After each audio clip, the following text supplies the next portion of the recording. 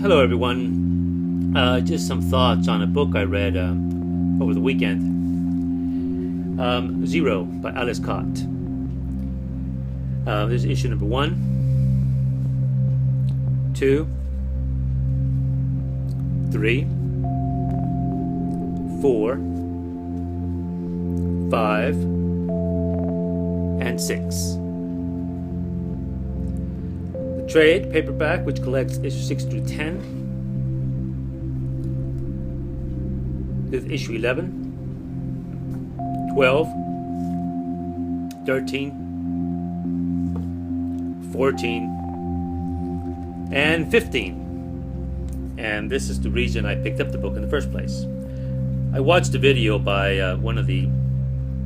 someone in the comic book community, and he mentioned that William Burroughs appeared in this comic.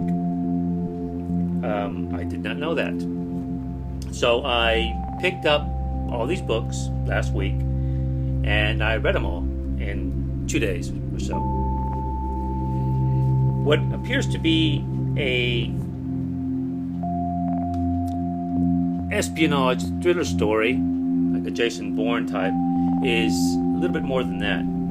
Edward Zero, the hero of the story, he is more like a combination of Jason Bourne, James Bond, and Jerry Cornelius, Michael Moorcock's literary creation.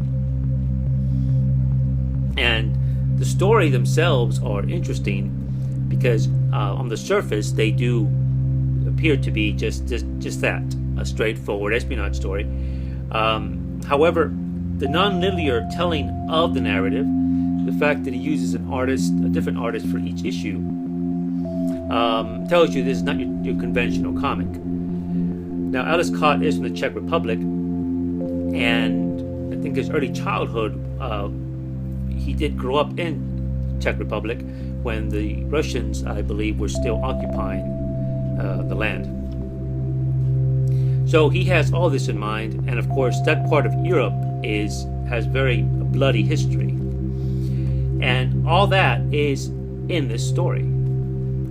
The story takes place in Bosnia, former Yugoslavia, Mexico, the Gaza Strip, England,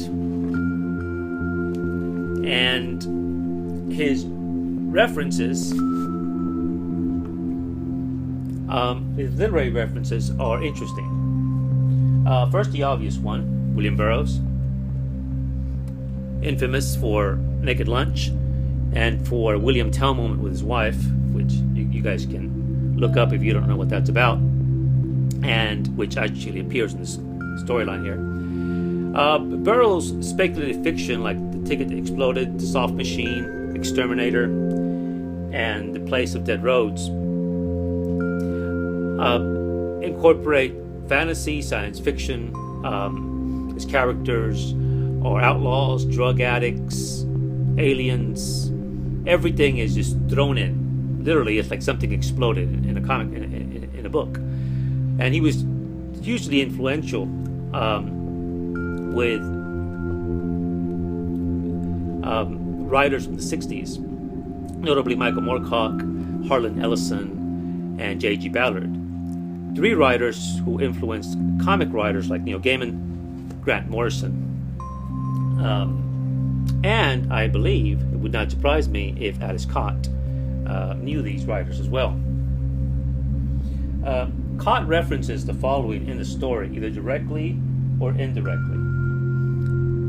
He references The Mirror, Andrei Tarkovsky World War II drama, and a short story by Jorge Luis Borges, The Other.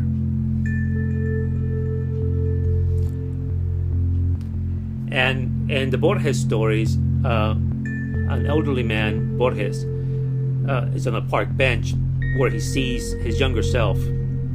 And the younger self, in another part of the world, in another time, leans over on a bench and sees an old man sitting next to him. So the question is one dreaming the other? Which is also part of the film The Mirror. In the comic, Tarkovsky, one of the characters, mentions the film The Mirror, In Borges, the story is not mentioned by name, but a scene takes place, which is taken directly from the book. The other books that I thought about when I read this book are Cormac McCarthy's Blood Meridian and Caput by Curcio Malaparte. Alice Cott does quote from Blood Meridian, which was it's a novel based on history in the late 19th century, whereby the Mexican government hires bounty hunters, predominantly American bounty hunters, to hunt down Indians. And the men take a bloodlust liking to it, and they just go on a killing spree. The book is very much reminiscent of Apocalypse Now, and the judge, one of the characters in Blood Meridian, is reminiscent of Marlon Brando's character, Colonel Kurtz. And as you know, the book was inspired by The Heart of Darkness. Now, Caput takes place during World War II, and Malaparte did these as a series of stories of journalistic pieces, whereby he met with the Russians, the Nazis, he visited concentration camps, he did, you name it, he covered it. And it's pretty brutal, the stories that are in this book. And just look at the cover there, gives you an idea of what to expect. Now, both books, what they have in common is a history of violence, which, of course, is a film, and I think it's based on a comic book as well. And it's basically much of what Zero is itself, whereby it's an extremely violent book, but in the backdrop are the places that I mentioned, like the former Yugoslavia, the Gaza Strip, and Northern Ireland.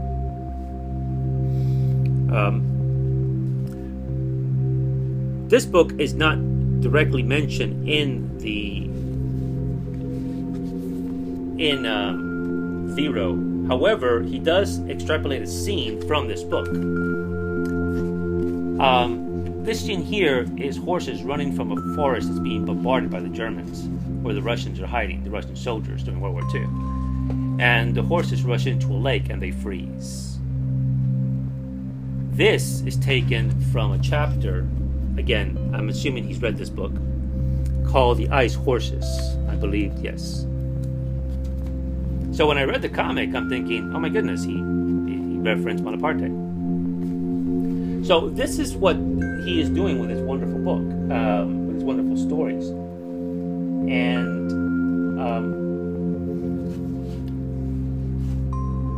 now, William Burroughs does not appear in the book until these last few issues.